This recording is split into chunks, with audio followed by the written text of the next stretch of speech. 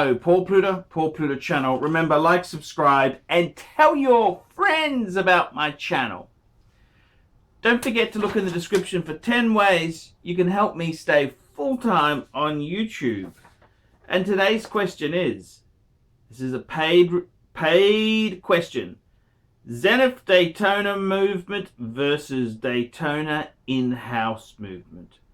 Hi Arch, I hope you are well. I came across your YouTube videos a few months ago whilst I was doing some research and immediately got hooked. Keep up the good work. My fiance was generous enough to buy me a Rolex Daytona 116520 stainless steel white dial as an engagement gift. A watch that I've coveted for years. I've reached out to you today because I'd like your opinion on something I've come across online and have also discussed with others previously, and that is the Daytona movement, is the Zenith Daytona movement versus the in-house Rolex Daytona movement. What I've noticed is usually it's a 50-50 preference. Some people prefer the Zenith movement because they believe it to be superior and more accurate, while others have said the in-house movement is superior because Rolex have taken the Zenith and basically made their own modifications to improve the piece. I've sent you $20 because I know you don't do shit for free. I'd like the honest opinion from the Pontiff, the governor's governor. Can you give me your opinion on the Zenith movement, pros and cons versus the in-house? Is one better than the other? What are your thoughts? Happy for you to send me an email or do a video. I'll leave it to you. Perhaps a video to mix up between your watch collection reviews. Thank you. Regards, Alex. Okay, that's a great question. What is the answer there? And I gotta tell you the truth there. I gotta tell you the truth. In all honesty, I think both are pretty good stuff. Pretty good movements. You've got the Daytona, the Zenith Daytona movement, and you've got the Rolex in-house movement. And I gotta be completely honest with you, I don't think one is necessarily bad or better. I think, you know, it's one of these things. So many people put too much effort into this type of question.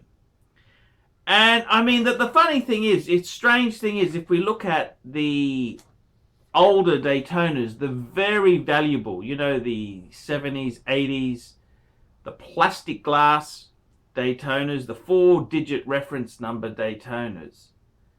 And a lot of them had a Valjoux 727 movement. That's a Valjoux, that's like an ETA type movement. And they would have to be the most valuable Daytonas of all time. So that's a Zenith. That's a Valjoux movement. Similar type of movement as the 7750, the Valjoux movement. Now, that Valjoux movement is a manual wind, and then Rolex changed the model in the 80s to the they went to the Zenith Daytona movement. And Zenith is a really top-end name for chronographs. And Zenith itself is a bit of a it's a brand which it's kind of similar to Jaeger-LeCoultre in the sense that not only are they a respected watchmaker, but they also used to specialize in selling movements to other companies. And this is an interesting thing because before the snobbery of in-house was so important, a lot of makers, it wasn't so bad to use someone else's movement in your watch. It wasn't a bad, terrible thing to do. A lot of makers did it. Who did it? Well, let me tell you this. Patek Philippe, Vacheron and Constantin, Audemars Piguet, they've all used movements by other makers. In fact, if you have a look at the some of the ultra-thin movements, 50s, 60s, they were from Jaeger-LeCoultre. Now, admittedly, Vacheron, AP, and Patek then hand-finished them and improved them, but the basis came from that company. And Zenith has done the same thing. Zenith is a company which has a long history of making movements and supplying them to other manufacturers. Now, the thing is this. What do I think is the better piece? Look, there are so many choices that are coming up here. I mean, the latest choice is, do you go on the steel Daytonas? Do you go ceramic bezel or steel bezel? Which one's better investment?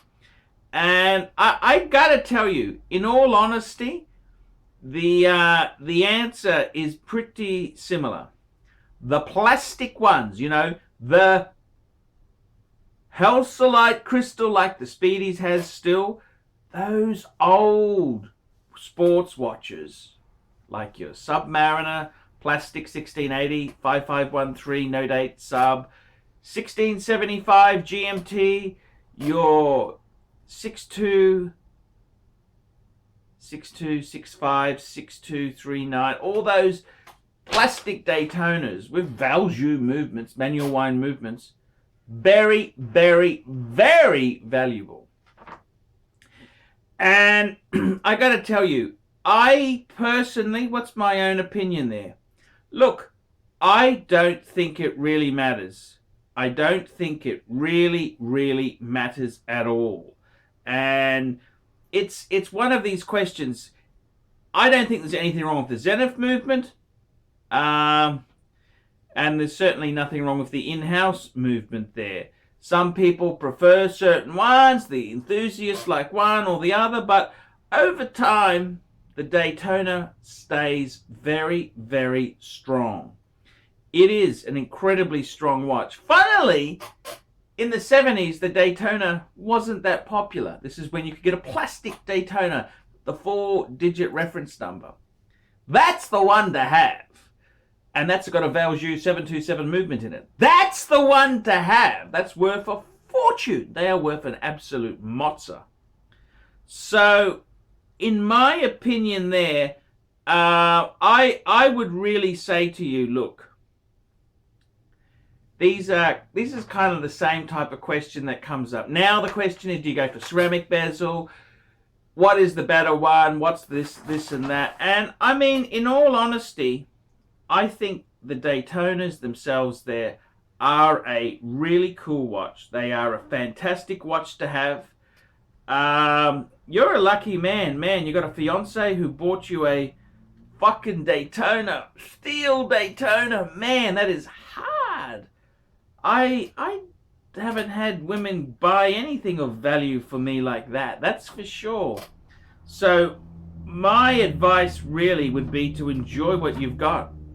You got a great watch there. I would keep that forever. That's a fucking amazing. It's an amazing present for someone to just give you. You know, that's pretty damn cool. So, in my opinion, there, I think they're all cool. They're all cool.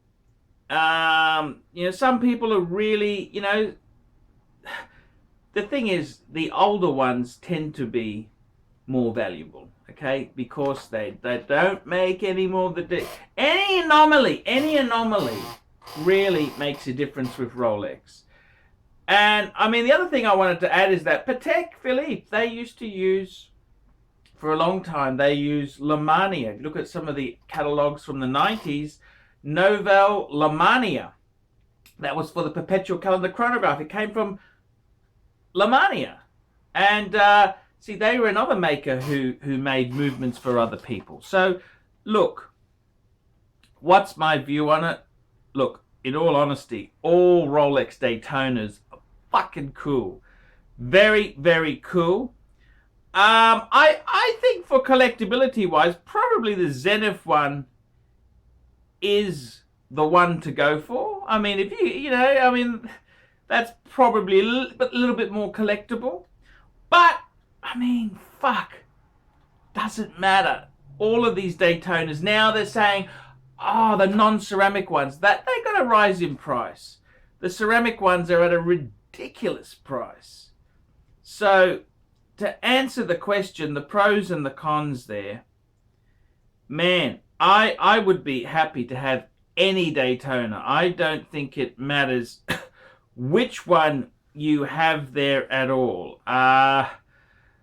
Look, they are a highly respected watch. The values of these pieces, they are a great watch. And I mean, for you to get a Daytona, steel Daytona, fuck, this is like a movie. It's like a movie, man. What sort of, I don't know who fucking gives these things away. That's a fucking cool gift. It's a cool gift.